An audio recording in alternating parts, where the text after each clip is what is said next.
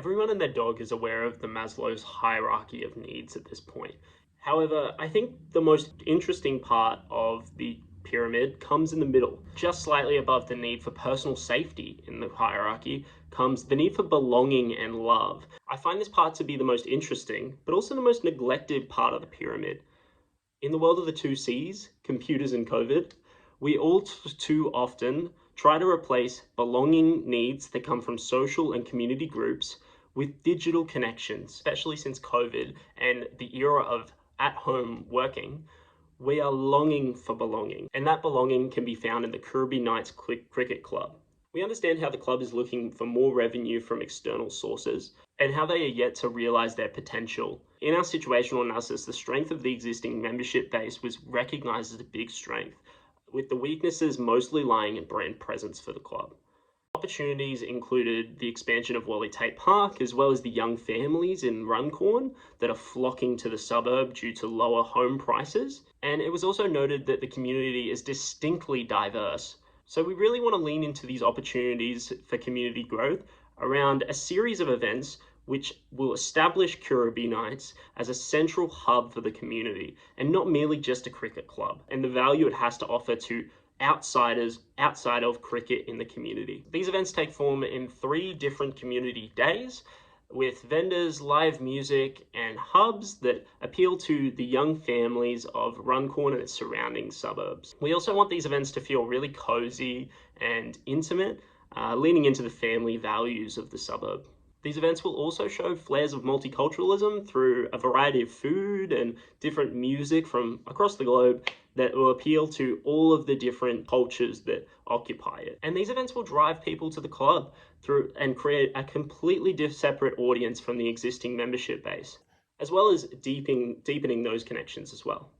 These events will reposition Kirribilli as from merely just a cricket club to a crucial part of the community in Runcorn. We plan for the initial event to take place before the start of the season, encouraging the support of the home games at the club as well in future. And in general, we just want to show that how much Kirribilli Knights has to offer, and especially with the renovation of Wally Tate Park, we want to establish it as something that is really, really valuable for this young community. And if we do this successfully, it'll significantly increase the likelihood of community members and the businesses within those communities as well, supporting the club into the future.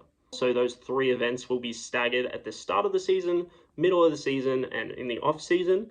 And this will continue to encourage people to support Kirribilli as much as possible throughout the year. There's going to be a variety of things for a variety of different people. And so the interactive cricket games that we're going to have there are going to more so appeal to the kids, obviously, and then there's going to be coffee and plenty of multicultural food for the parents to be drawn to as well.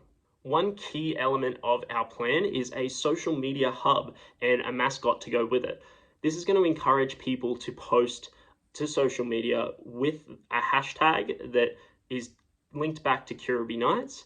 And this is going to build their social presence, which is alarmingly scarce at the moment. The social media hubs we mentioned earlier are also going to be used at every home game throughout the season as well. We will also be implementing QR codes to access the free tickets, so that way we can build out Kirribilli's email list. Kirribilli Knights will be selling directly to consumers, as well as to businesses for sponsorship money as well. And we'll be doing a lot of advertising for the events at other local markets and at local schools as well. This will keep costs low, and we're going to encourage the existing membership base to get around pushing this event as well. And that will bring the budget to where it is at currently at $25,000. It is through these events that will create $55,000 in additional revenue for the club. And the breakdown of those revenue sources can be seen over here on screen. We will evaluate the success of these events systematically through a variety of different qualitative and quantitative methods that can be seen on screen. You can also see on screen an example of our strategy schedule. Now this details some of the pre-promotion for these events, as well as how the events are going to take place as well. Thanks for that.